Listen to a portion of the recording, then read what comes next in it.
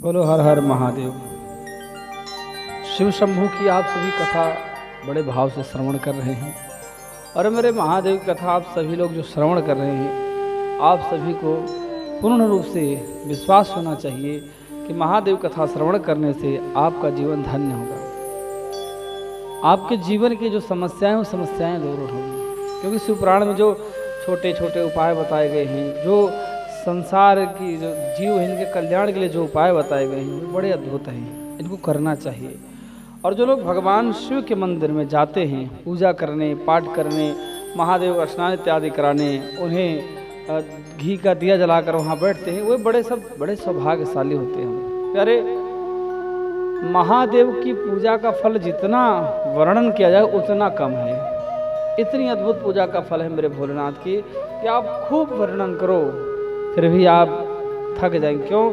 महादेव की महिमा, महादेव की पूजा का जो फल है उसे ब्रह्मा, स्वयं शारदा, शेष जिनके 10,000 मुख है वो भी नहीं कर सकते। प्यारे, हमारी और आपकी बात भी क्या है, परंतु हम सभी को भगवान कथा भाव से सुनना चाहिए और जो ज्ञात हो हमें वो बच्चों को भी अपने सुनाना चाहिए। ध्यान रखना, क्योंकि आजकल के लोग जो हैं वो बच्चों को इस क्षेत्र में डालना नहीं चाहते। अरे प्यारे, महादेव कथा श्रवण करो, सुनो फिर गुनो, अर्थात उसको समझो फिर आप किसी और को भी सुनाओ।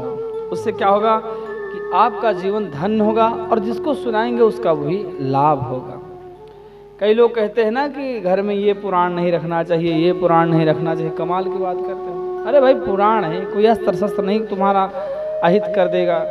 पुराणों को घर में रखो और पढ़ो भी, क्योंकि इनका पढ़ने का, श्रवण करने का बड़ा महत्व है। प्यारे, हमारे जीवन में 3 ऋण होते हैं। कितने? 3।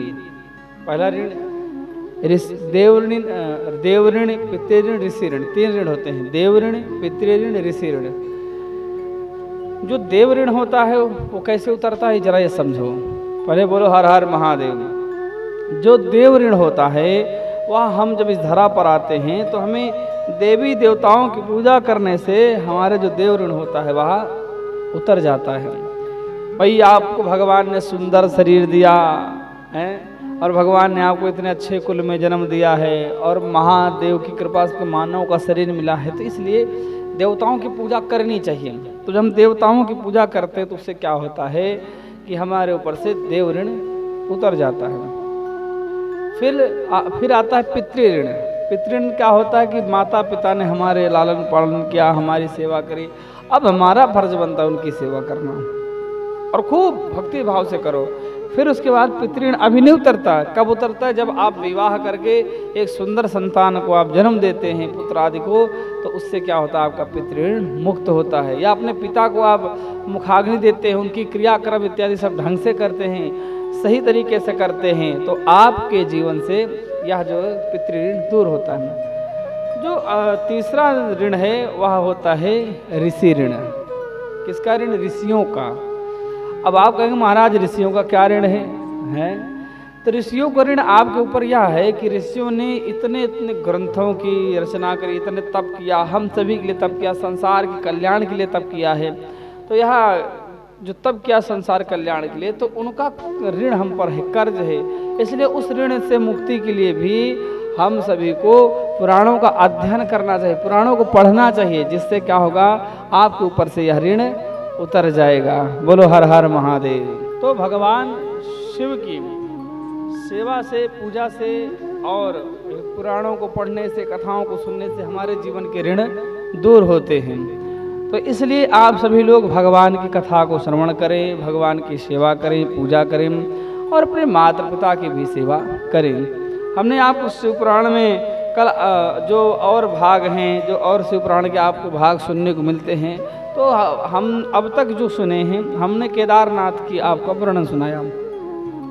आज हम लोग भीमा शंकर कथा को श्रवण करेंगे, क्योंकि भगवान भीमा शंकर जो हैं बड़े अद्भुत हैं। इनकी महिमा भी बड़ी अद्भुत है, परंतु इनके जो भीमा शंकर शिवलिंग है इसमें मतांतर पाया जाता है। क्या? एक भीमा शंकर शिवलिंग आसाम में है, गुवाहाटी के पास।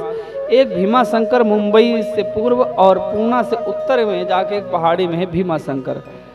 तो दो भीमाशंकर हैं, इनमें अलग अलग बातें हैं, परंतु जो शिवपुराण में वर्णन है, शिवपुराण में जो वर्णन है वह आसाम वाले जो कामरू देश में है, कामरूप देश में है, वहाँ का वर्णन है, वहाँ की कथा हम लोग श्रवण करेंगे। बोलो हर हर महादेव। श्री सूत जी बोले, अतः परम प्रवक्ष्यामि महत्न भीम शंकरम यस्य श्रवण मात्रेण सर्वाभीष्टं लभे नरः। अतः परम प्रवक्ष्यामि, हे ऋषियों, अब मैं परम अद्भुत जो शिवलिंग है, भीमाशंकर है, उनकी कथा आप सबके सन्मुख कहूँगा, जिसके सुनने मात्र से मनुष्य अभीष्ट फल प्रदान करेगा, अर्थात उसके मन में जो इच्छा होगी उसकी इच्छा पूर्ण होगी। इसलिए सभी मनुष्यों को कथा सुननी चाहिए। कहते हैं कामरूप नाम देश में लोकहित की कामना से साक्षात कल्याण करने वाले एवं भजन करने वाले बड़े बड़े ऋषि मुनि विराजमान रहते थे। वहाँ के जो राजा थे वो बड़े भगवान शिव के भक्त हैं, बड़े तपस्वी हैं। जो कामरूप देश है, यहाँ पर लोग रहते हैं और सभी भगवान शिव की सेवा करते हैं, पूजा करते हैं। परंतु एक समय की बात है, पूर्व समय में कहते हैं कि एक समय की बात है, एक भीम नाम का राक्षस हुआ है, और उस राक्षस ने बड़ा अत्याचार करा, दुराचार करा है, लोगों को कष्ट दिया है, नाना प्रकार से कष्ट दिया है। जब लोगों को कष्ट हुआ है, लोग परेशान हुए हैं, और उसने समस्त वेद धर्मों का निर्मूल किया है, और उसका भगवान ने वध किया है, उनका जो भीमाशंकर भगवान है। तो जरा इसको सुनते हैं, कथा क्या है। कहते हैं जो भीम नाम का बलवान राक्षस है, यह कुंभकर्ण का पुत्र है, और जो कुंभकर्ण की पत्नी है जिसका नाम है करकटी नाम की जो इसकी पत्नी है, यह भी बड़ी बलवान है। एक दिन की बात है कि यह जो भीम नाम का रोज रास्ता था, यह बाल अवस्था में था, छोटा सा। तो इसने अपनी माँ से पूछा, क्या पूछा कि मातर में का पिता कुत्र कथम वे काकिनी स्थिता। हे माँ, एक बात बताओ, क्या माता जी मेरा पिता कौन है, और आप इस तरह जंगल में क्यों रहती हैं। अरे माँ, मुझे ज्ञान होना चाहिए, इतने दिन हुए माता मैं परेशान रहता था, और मैंने कभी आपसे पूछा नहीं कि मेरे पिता कौन हैं। माँ, मुझे बताओ कि मेरे पिता कौन हैं, आखिर इस तरह वन में आप अकेली क्यों रहती हैं। तब करकटी बोली, हे पुत्र, तुम्हारे जो पिता हैं वो रावण के अनुज कुंभकर्ण हैं, और मैं इसलिए अकेली रहती हूँ क्योंकि तुम्हारे पिता को उन भगवान राम ने उनके भाई समेत, उनकी लंका समेत जो पापी लोग थे उन सबका वध कर दिया है। पुत्र, उस समय की बात है कि मैं यहाँ अकेले इस निर्जन वन में रहती थी, तो उस समय क्या हुआ, कुंभकर्ण यहाँ घूमता घूमता आया और उसने मेरे साथ सहवास किया जबरन, तदुपरांत मुझे छोड़ करके चला गया। हे पुत्र, उस तेजधारी के कुंभकर्ण के बल से तुम बलवान पुत्र उत्पन्न हुए हो। हे पिता, हे पुत्र, मैंने यह नहीं देखा कुंभकर्ण कहाँ से आया, कुंभकर्ण लंका से आया, मैंने यह तो देखा, परंतु मैंने लंका नगरी नहीं देखी कहाँ कैसी है वो, इसलिए मैं अकेली निर्जन में रहती हूँ। हे पुत्र, मैं भी बड़ी दुखित होकर बिना किसी सहायता के, बिना किसी सहायक के, बिना किसी स्वामी के अकेले ही इस निर्जन वन में रहती हूँ।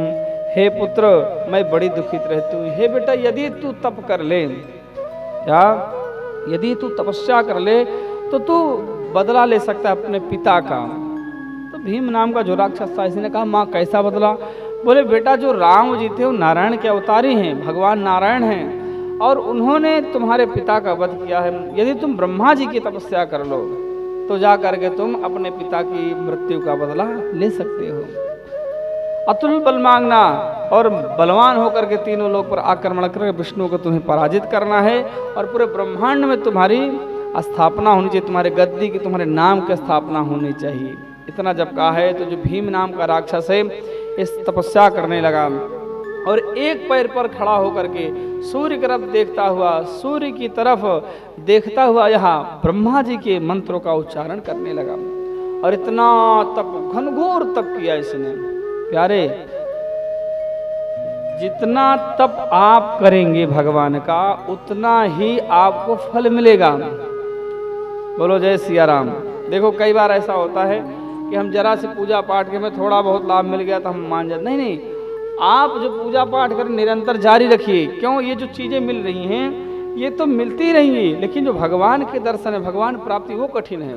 उसके लिए आप लगे रहो। कितना भी धन आ जाए, कितनी भी संपत्ति आ जाए, लेकिन जब तक आपको भगवान की प्राप्ति ना हो तब तक आप भगवान की प्राप्ति करते रहो, पूजन करते रहो।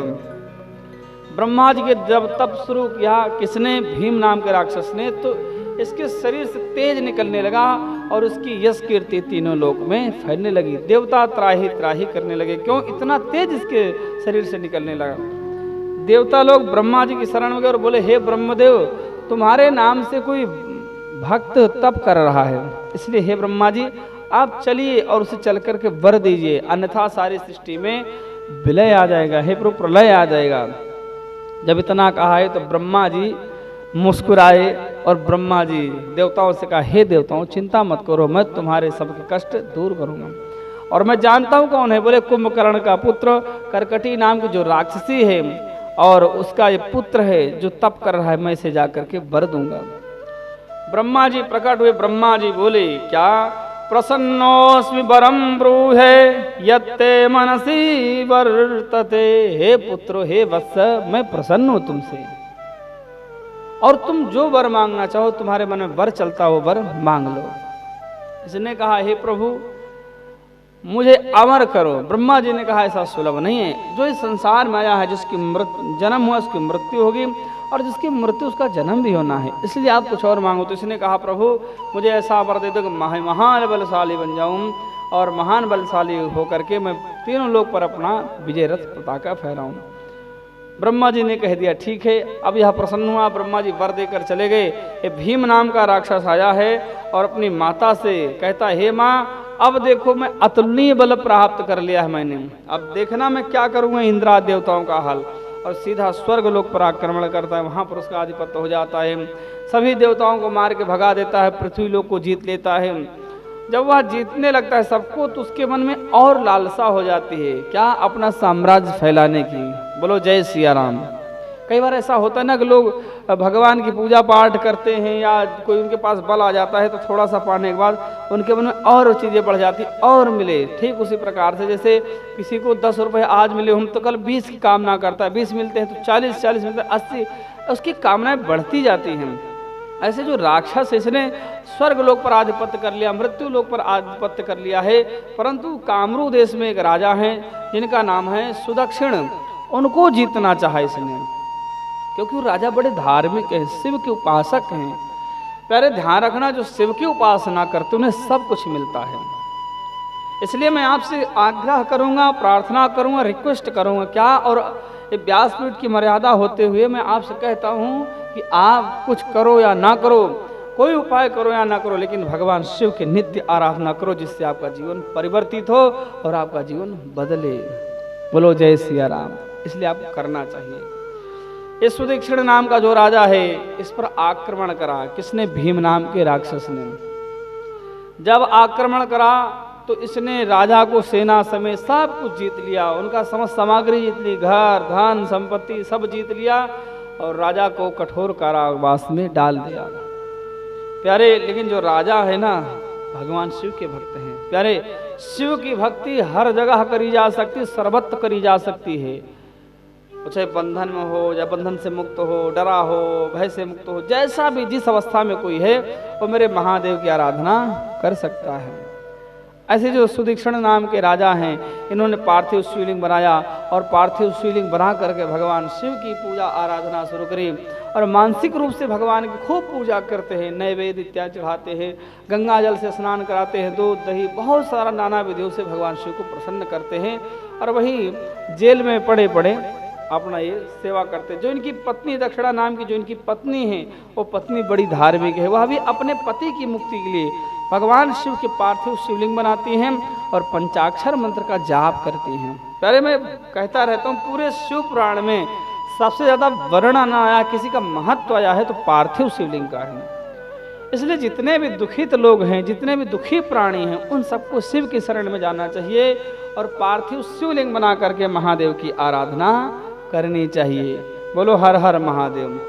इसलिए आप लोग प्रयास करें, क्या प्रयास करें कि पार्थिव शिवलिंग बनाएं और पार्थिव शिवलिंग बना करके महादेव की सेवा करें। तो ये जो राजा रानी दोनों भगवान की सेवा करने लगे, पूजा करने लगे प्यारे, परंतु जो भीम नाम का राक्षस यह अत्याचार बढ़ाता गया, सारे देवता परेशान हुए। ये सभी देवता लोग गए किसकी शरण में? इंद्र आदि देवता लोग सब ब्रह्मा जी की शरण। ब्रह्मा जी ने कहा कि आप सब विष्णु जी की शरण में आइए। विष्णु जी की शरण में गए। विष्णु जी ने समस्त देवों के सहित, समस्त राजाओं आदि के सहित आक्रमण किया, परंतु वे जीत नहीं पाए। फिर देवता आदिगण भगवान शिव की शरण में आए हैं और उनकी स्तुति करने लगे हैं। जब स्तुति करने लगे तो शिव भगवान बोले क्या?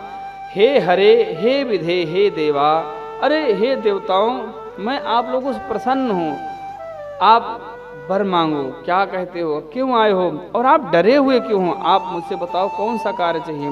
तब श्री सूत जी कहते हैं कि हे दुजो, हे ऋषि जरा सुनो, देवता लोग क्या कहते हैं। देवता बोले हे महादेव, हे शंकर, सर्वजानासि देवेश सर्वेषां मनसि स्थितम् अंतर्यामी च सर्वस्य नाज्ञातम विद्यते तव।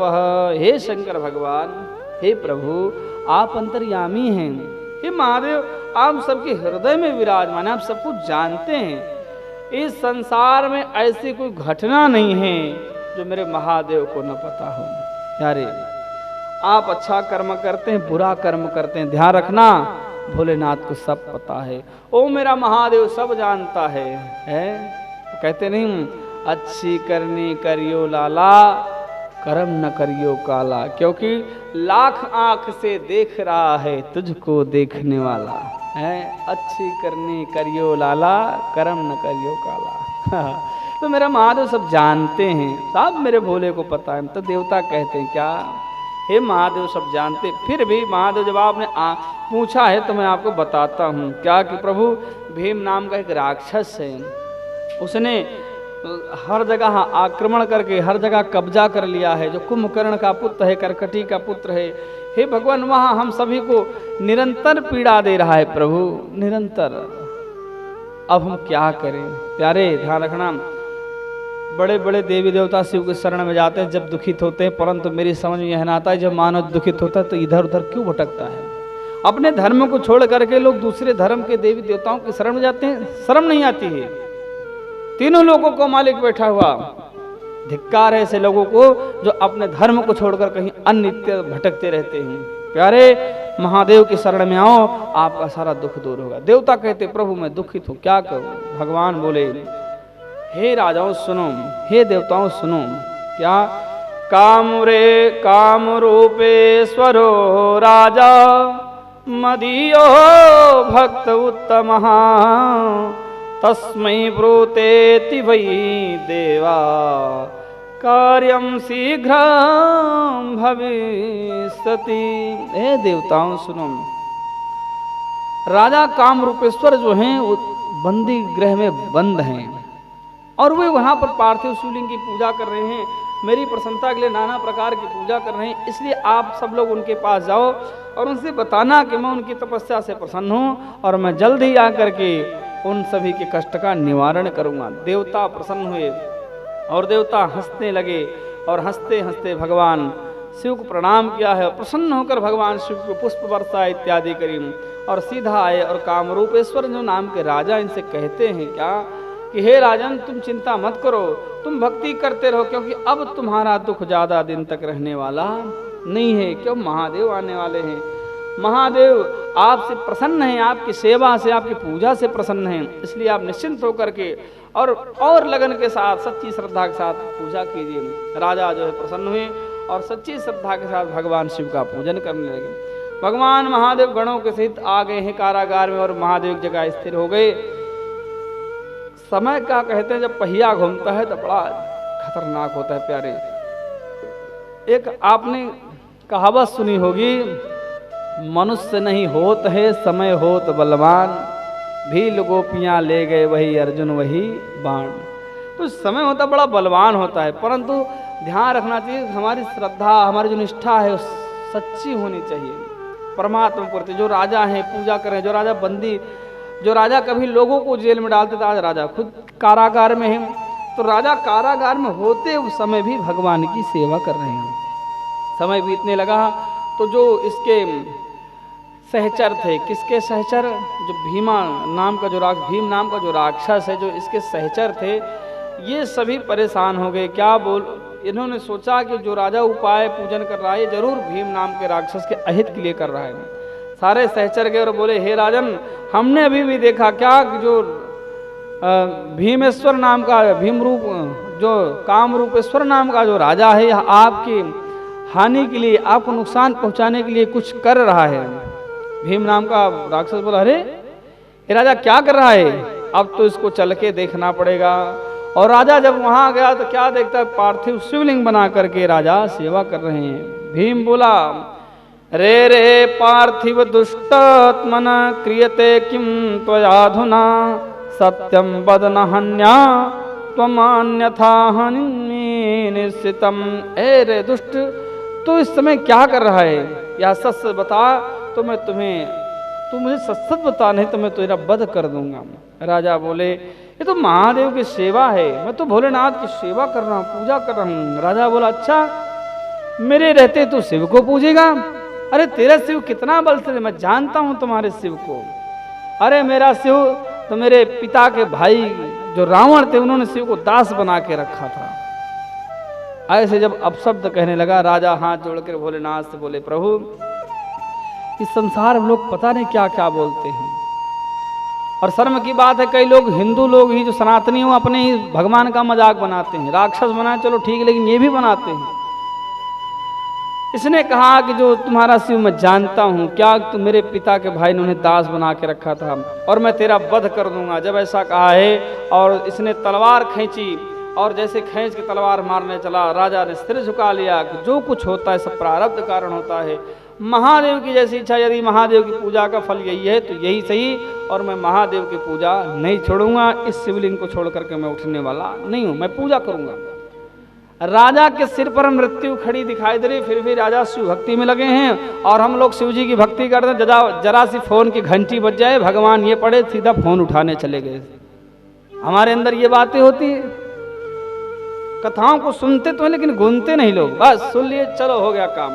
अरे प्यारे, गुनो सीखो। राजा के सिर पर मृत्यु खड़ी है, लेकिन राजा हाथ जोड़कर भगवान शिव की शरण में पड़े, महादेव महादेव, हे भोले रक्षा करो, त्राहि माम।